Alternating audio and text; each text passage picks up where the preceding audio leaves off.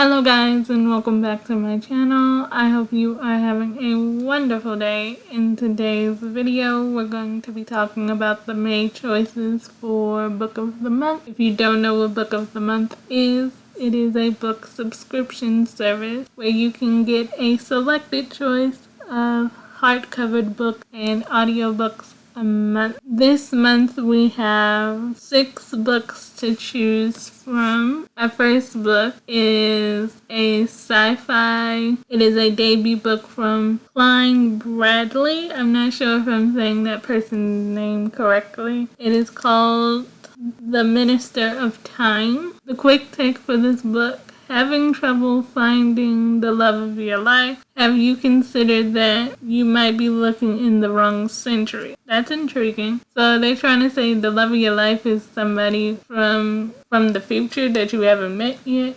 How many years ahead in the future? Like, is there some sort of time travel involved? The good to know is romance, movie, emotional, and salacious. The synopsis: in the near future, a civil servant is offered a salary of her dream and is shortly afterward told what project she'll be working on. A recent established government ministry is gathered in expats from across history to establish whether time travel is feasible. Well, in modern times, nobody has figured out time travel, and I'm not sure if the world figured out time travel. Would people want to go back or would they want to go forward? And if you change something in the future, will it change something in your present? If you change something in the past, will it change something in your present? I don't know if that'll be good or bad for the body,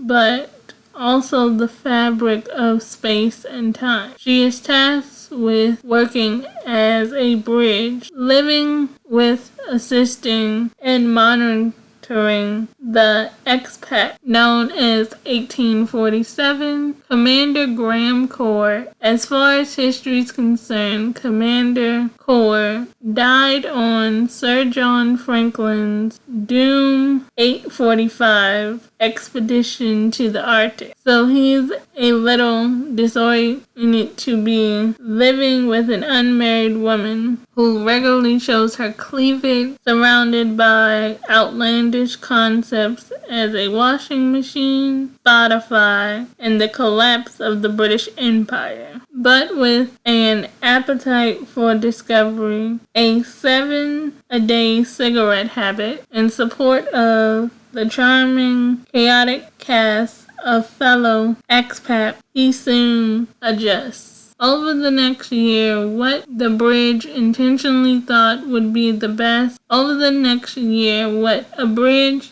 thought would be at the best. A horrifically uncomfortable roommate dynamic evolves into something deeper. By the time the true shape of Ministry's projects comes to light, the bridge falls haphazardly, feverlent in love with consequences she never imagined, forced to confront choices that brought them together. The bridge must finally reckon with how and whether she believes what she does next can change the future. The time travel part sounds interesting, but I still question. If you go back to the past, will it change your present? If you go to the future, will it change present day? And would you be mad if once that time comes, it's not the future you imagine? Which also makes me think about Charm. If you remember Charm with Shannon Doherty, Alyssa Milano, and Holly Marie Combs, when they went to the future, I remember Piper's future in particular. She kept seeing this daughter that she named, I can't remember her name, her daughter. But I wonder when they went back to the present and whatever they did in the future in that episode, did that change her presence? Because you know the Hollywells only had girls in their line, and then Piper ended up having 2 boys.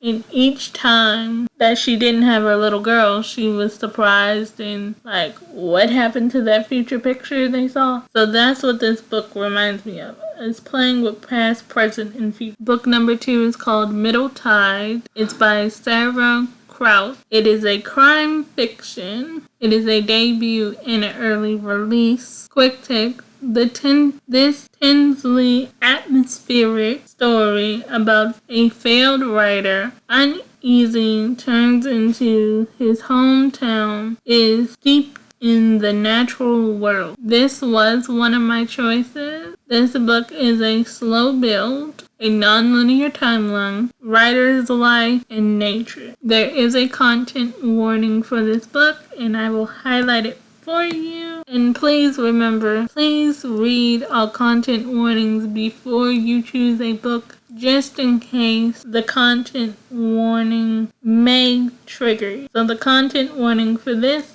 is S. It is highlighted on the screen, and please read all content warnings before you read any book, just in case any content warning triggers. Synopsis. One peaceful morning in a small, Puget Sound town of Point Orchard, the lifeless body of Dr. Aaron Landry is found, hanging from a tree on the property of the prodigal son and failed writer Elijah Lace. Sheriff Jim Gotham Bout. Initial investigation points to obvious S, but upon closer inspection, there seems to be clues of foul play. When he discovers what the circumstances of the beautiful doctor's death were ripped straight from Elijah's Waite's own novel. Okay, question number 1. Who got the hands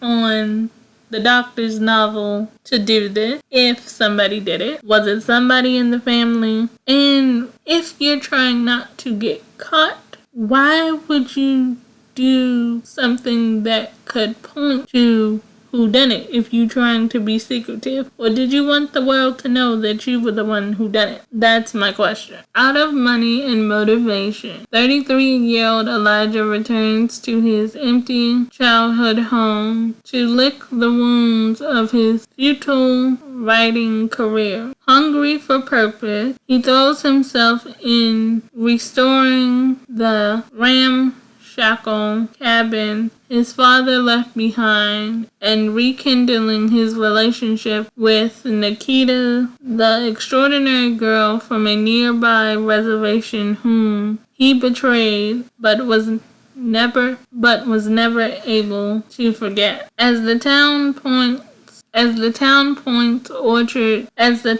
Point Orchard turns against him, Elijah must fight for his innocence against an unexpected foe who is close to cunning enough to flawlessly frame him for murder. In this scintillating literary thriller that seeks to uncover a case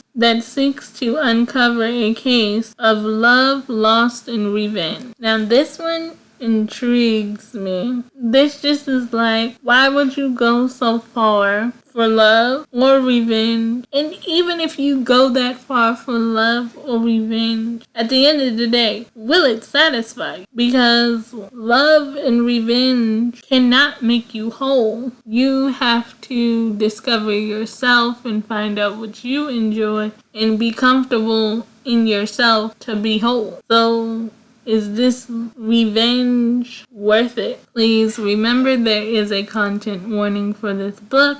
It is highlighted for you. Our third book is a mystery called The Return of Ellie Black by Emiko Jean. Quick take. Missing girl and small town secrets are not the only thing hiding in the woods of the Pacific Northwest outpost. The good to know, multiple viewpoint, feminist puzzles, unsettling. I like multiple viewpoint.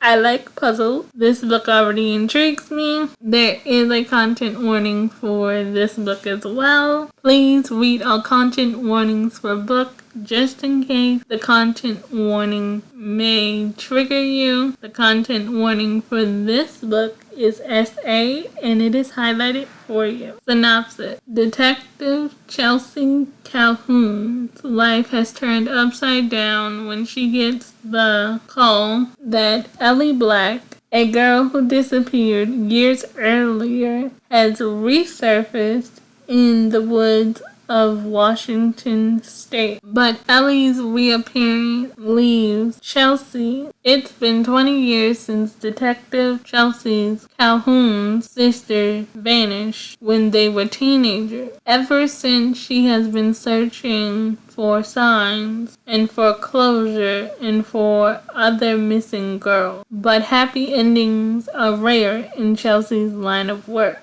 Then a glimmer. Local teenager Ellie Black, who disappeared without a trace 2 years earlier, has been found alive in the woods of Washington State. But something's not right with Ellie. She won't say where she's been or who she's protecting. It's up to Chelsea to find the answer. She will need to get to the bottom of what happened to Ellie for herself and for the memory of her sister, but mostly for the next girl who could be taken and who, unlike Ellie, might not return. Okay, this book makes me sad. Everything about this synopsis makes me sad, and it's great that Ellie has returned, but what kind of scars and emotional and drama will that leave on Ellie? And will getting into for Ellie really give Chelsea the closure she's looking for? Is my question. Please remember that the content warning is highlighted for you, and please read all content warnings before you pick out a book. Book number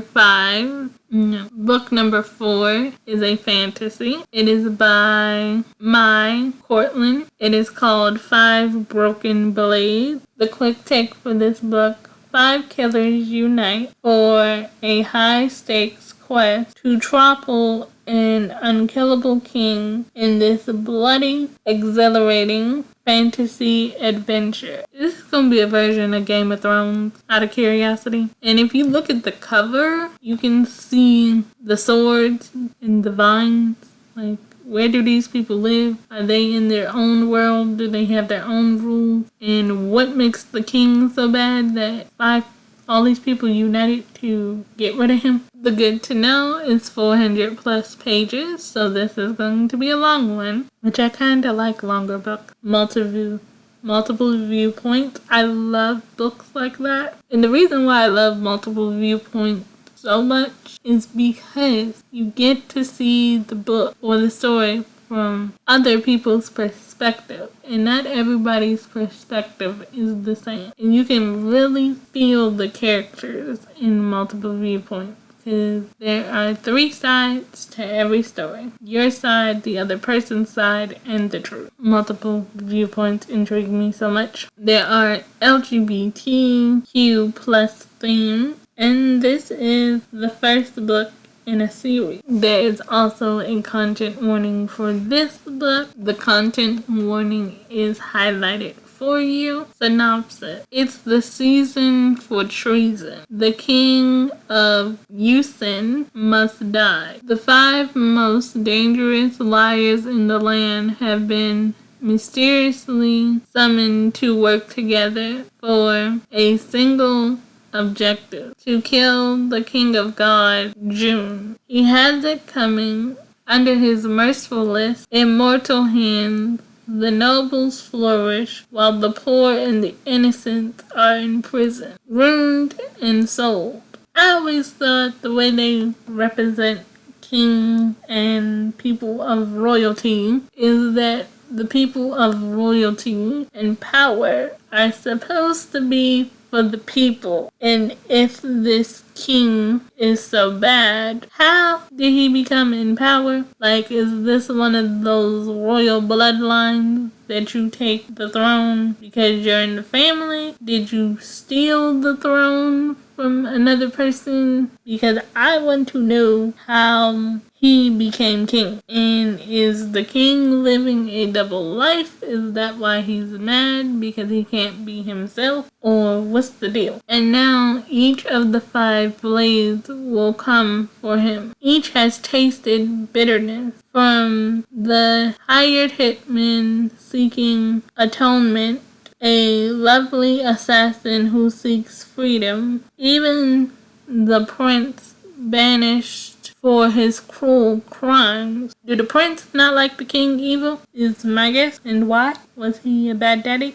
Or a bad father? Or what's the deal? Because wouldn't the prince ascend to the throne if something happens to the king? I have so many questions, and I don't know much about the fantasy world and how these fantasy books go, but this one intrigues me. The prince was banished, the king is bad, and now everybody's trying to take out the king. So do the prince not want the throne, or do he want the throne? So many questions. None can resist the sweet ice lore of vengeance. They can agree on murder. They can agree on treachery. But these 5 killers, each versed in deception, lies, and betrayal. It is not enough to forge an alliance. To survive, they will have to find a way to trust each other. But only one can take the crown. Let the best liar win. Okay, now I have another question. So, if the prince is not getting the throne because he was banished for his crimes, that leaves these assassin people open opportunity to take the throne because it can't pass to the son because he's been banished. And will the king remain on the throne? Because it sounds like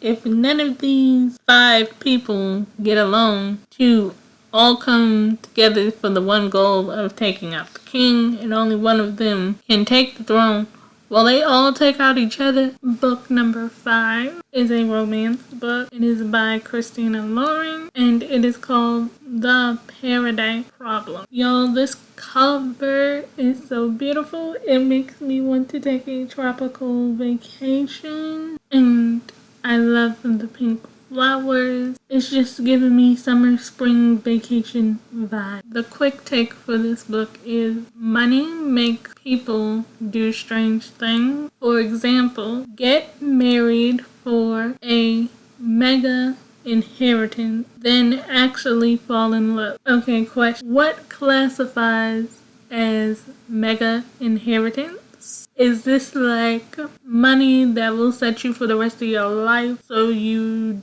don't ever have to work? Or are we just talking about millionaire status, possibly billionaire status? And would you guys ever marry for money or some type of mega inheritance? The good to know for this book is multiple viewpoints, which is my favorite because you get to see everybody's perspective on a situation in a book. Salacious, glamorous, fake dating. A good fake dating trope is always good because you can always see the love they have for each other before the characters see the love they have for each other, which is great. But I wonder, are they going to be enemies to lovers in this fake dating trope, or are they already friends and they decided to help each other out? The synopsis: Anna Green thought she was marrying Liam Weston for access to subsidized family housing while at UCLA. She also thought she signed divorce papers when the graduation caps were tossed, and they both went their separate, and they both went on their merry way. Why did they have to get married just to go to college? Usually your inheritance is tied to, in most stories, is tied to you getting a college education to take over some sort of family business. And then some inheritance cases require you just to be married and have children, but why did they specifically have to get married freshman year of college? And how did they find each other to actually say, will you marry me because I need my inheritance? 3 years later, Anna is a starving artist living paycheck to paycheck, while West is a Stanford professor. He may be one of 4 heirs to the Western food conglomerate, but he has little interest working for the heartless corporation his family built from the ground up. He is interested, however, in his $100 million inheritance. There's just one catch. Okay, $100 million is a lot of money. You would definitely be comfortable for a minute. It would give you a head start on buying a house, paying off some debt.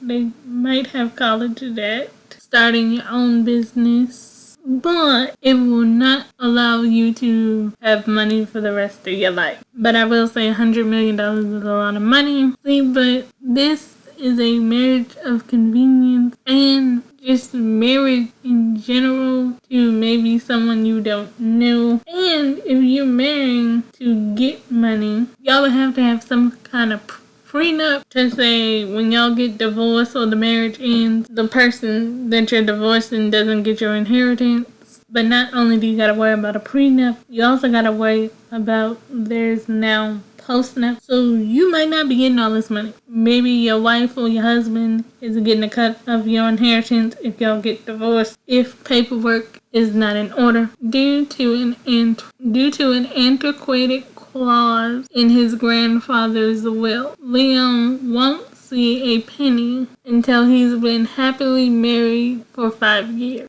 So you got married freshman year of college, you finish college, that takes you 4 years, and then you have to stay married 1 more year. And why is the number 5? Like, why is it only 5 years? Just when Liam thinks he's in the home stretch, pressure mounts from his family to see this mysterious spell. Okay, so you got married, Liam got married, showed his marriage license, and none of your family was at the wedding, and he has no choice but to turn to one person. He was afraid to introduce his one pre-centered parents to his unpolished, not so ex-wife. Oh, so you're afraid that your family is going to judge Anna because she's not rich. But in the precincts of his family, Liam fears a quick shift from whether the feisty,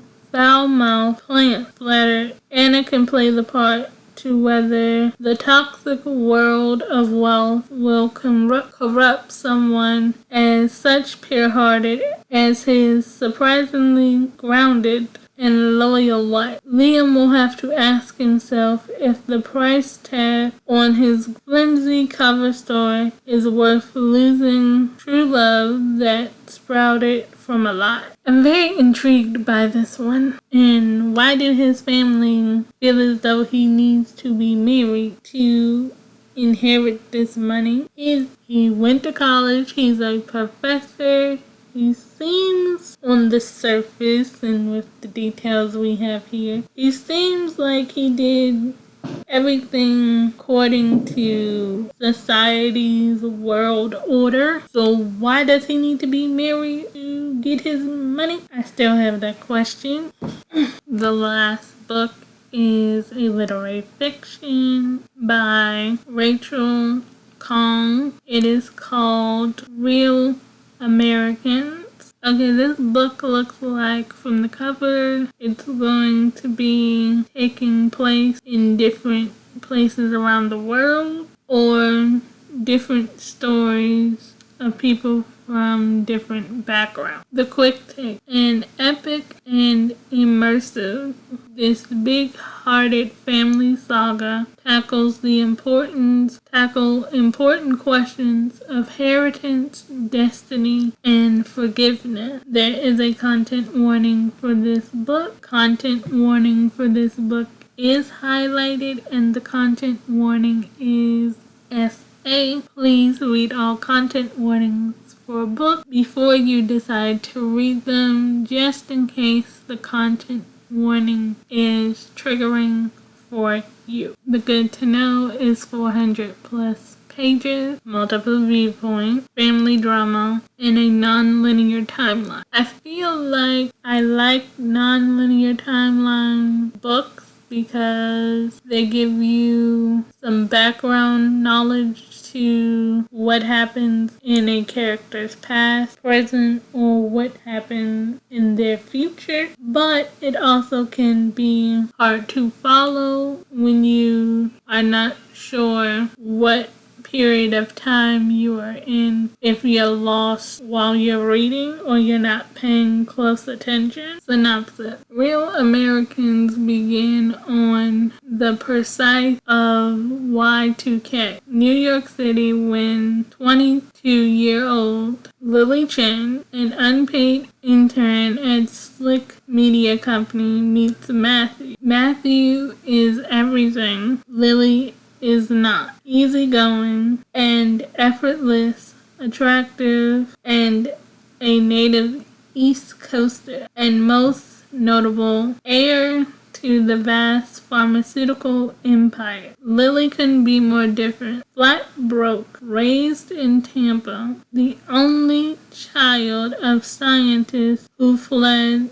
the Mayo Cultural Revolution. Despite all of it, Lily and Matthew fall in love. In 2021, 15-year-old Nick Chen felt like he belonged on the isolated Washington Island, where he lives with his single mother, Lily. He can't shake the sense that she is hiding something.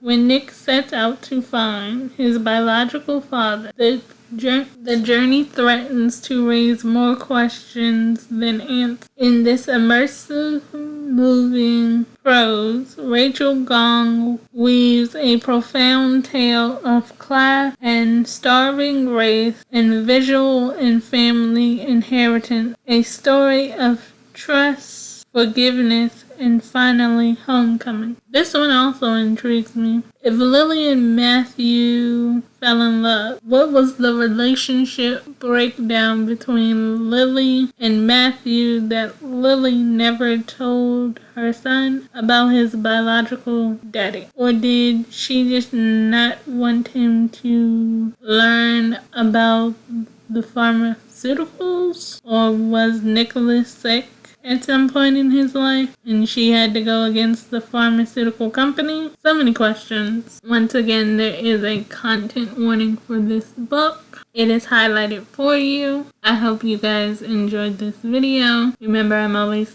thinking of you, sending my love, and bye for now.